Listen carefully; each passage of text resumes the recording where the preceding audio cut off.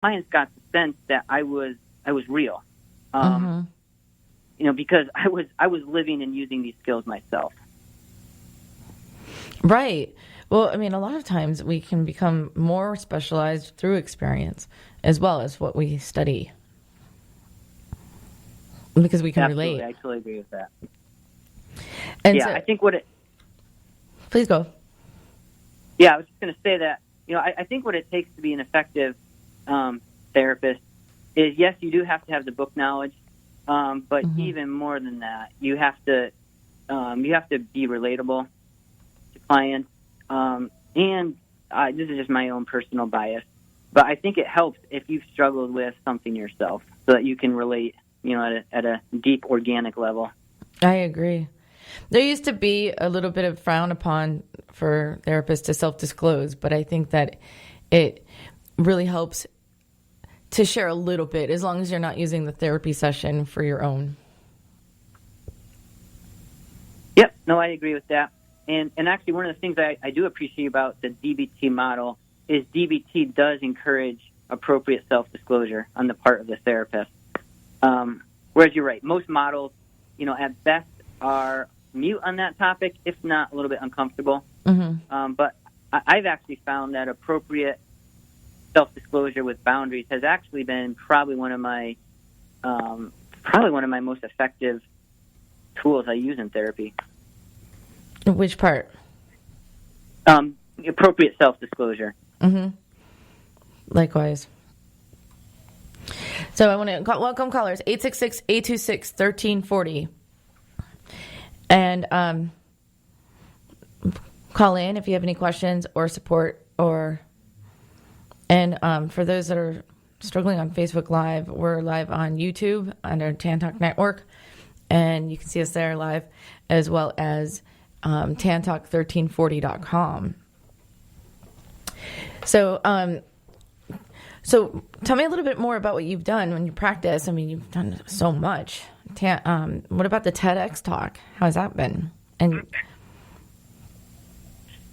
yeah, well, after I finished up my doctoral internship in Vermont, the first mental health job that I landed was actually in rural Indiana, at a residential facility called Gateway Woods, which specializes in residential treatment for struggling adolescents. So that's where... I've been there, too. You and I have a lot in common. And I just absolutely fell in love with that population. I don't know what it is about me, but I'm one of those strange people that just loves teenagers. Me too. And it's probably because I emotionally missed out on my own adolescence. I don't know. But anyway, I feel like I click with them fairly well. And I came across just so many just stories of horrific abuse, including young people that had been trafficked.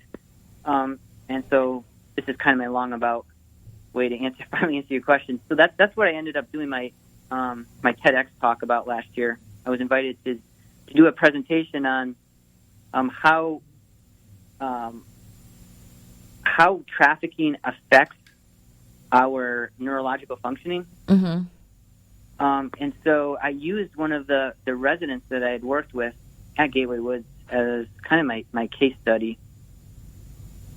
And it was an amazing moment for me to be able to share that case study, but it was also an amazing moment for the young lady that I was talking about, because she felt like her story was finally out there. And so that was probably what was the most rewarding of all. So which one? Like, how did you help? What do you mean, how did I help? You said that story was the most inspiring altogether. So how did that help with you proceeding with your studies? Oh, well, at that point, I was already done with all of my grad school training, so I was a licensed therapist. But back in residential facility, what I realized was almost all of the issues and situations that these kids were dealing with were somehow related back to and connected to trauma. And so what I found was I really wasn't trained in trauma. I was trained in just general treatment, but just general treatment wasn't necessarily getting to the trauma issues. Mm-hmm. And so something I experienced just over and over again was I would routinely get adolescents on my caseload that had what I call the 5-3 rule. They had 5 diagnoses and 3 medications. But really, when I started looking at those diagnoses all together, it's like, no, they don't have 5 diagnoses. They have 1 diagnosis, and it's PTSD. They've been traumatized, but nobody has kind of putting their finger on that yet. Mm-hmm. Well, I think we all really have something, don't you think? Yeah, I agree. And I think a lot of people are in denial about that. But I mean, even in the DSM-5, there's a phase of life problem. So I think it's like to say that there's no diagnosis on someone is a little naive, in my opinion. Yeah. Yep. So, once I started to become more specialized in trauma work, what I realized was actually I could treat just about anything. Just because so much is related back to trauma. Mm-hmm. Yeah, I mean, a lot of it, especially what happens to us early childhood, it definitely carries on to late adulthood. I mean, there's no, and it sounds therapeutic or kind of like cliche, but what happens to us as young kids, it carries on into adulthood. Yep, I absolutely agree with that. And so a lot of times when adults come at least into my office, we have to kind of get to the root of the problem. Because most of the things that we're dealing with as adults are things that we have experienced early in childhood, whether it's abandonment or early death or anxiety, or if it was like from a fighting home where the parents were arguing a lot or anything, could have led to anxiety or depression as adults, or fear of abandonment, fear of intimacy, fear of commitment, a lot of different issues. Yep, no, I agree with that. Yeah, and a lot of times when I am starting to work with someone that has been traumatized, that maybe doesn't even know they've been traumatized yet, right. They'll say things like, well, why would I bring that up? That's from the past. I've blocked that. And so what I have to tell them is, oh, really? You just had a nightmare about that last night. That's not the past. That's still very much the present. Mm-hmm. Or you just had a flashback at work 2 weeks ago. Or, last month you had 3 panic attacks. That's not the past. It's still very alive and well. So the whole point of trauma work is to get the past to stay in the past. To be processed and resolved, integrated, so it doesn't keep coming up in the present. Right. And healing from the past and not brushing it under the rug is the one way to heal, because a lot of people want to just, quote unquote, forget their problems. But unfortunately, they keep uprooting later on in life, whether you want it to or not, I find. Yep. Yeah. Yep. And I think there's, many reasons why people sweep things under the rug. Sometimes it's because, there's kind of these unwritten rules in the family that we just do not talk about family stuff. Or sometimes there's so much shame. Shame, so guilt. It's not just because people want to avoid their problems. It's a lot of times it's because they're actually told that, from little on up, that you don't talk about this. Right. Especially veterans and people in the first responders, or not everybody's traumatized by the same exact thing. I mean, 2 people could see a dead bird on a sidewalk, for instance, and it could really traumatize one person and not another person in the same way. And so it gets confusing for some people because they wonder why it didn't bother them in the same sense as it bothered someone else, or it bothered them differently. And so then that could lead to guilt or shame because they don't know why they're upset about it when someone else wasn't, or affected by it. Yeah, no, I agree with that. Yeah, our experience of trauma is very subjective. So you're right. What's traumatizing to one person is not traumatizing to someone else. And, what makes something traumatizing depends on a ton of factors. Especially our perception, I think, too. Yep. And also previous trauma. So if you've already been, if you already had a lifetime, childhood of trauma, and then you go off to Vietnam, well, you're going to be more vulnerable to PTSD. Oh, rightfully said. We have a caller, Patrick, on the line. Patrick, thanks for calling in. Welcome to Moments of Clarity. Hello? Hi, Patrick. Thanks for calling in. Hey, buddy. Yeah. How are you?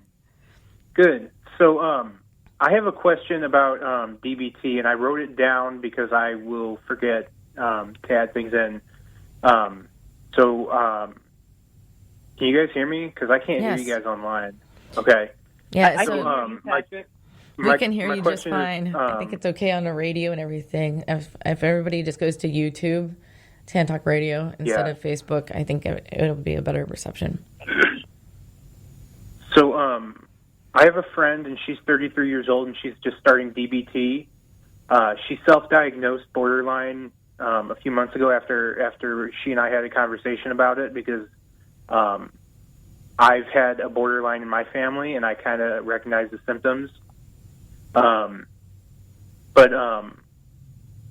she's lost a lot of hope and in the system, in the process, because she feels like she's been fighting a war with her hands tied behind her back her entire adulthood, and no other therapies have really made her feel whole or functional. So my question is that DBT is kind of her Hail Mary right now. It's basically, she says, if this is it, this is her. She kind of views it as this is her last chance to get healthy. And my question is, what does the evidence base say about DBT, and what kind of quality of life improvements can she expect if she follows through for a year? Yeah, that's a great question. So, first of all, thanks for calling in, Patrick. That's a great question. Yeah, there are decades of research behind DBT.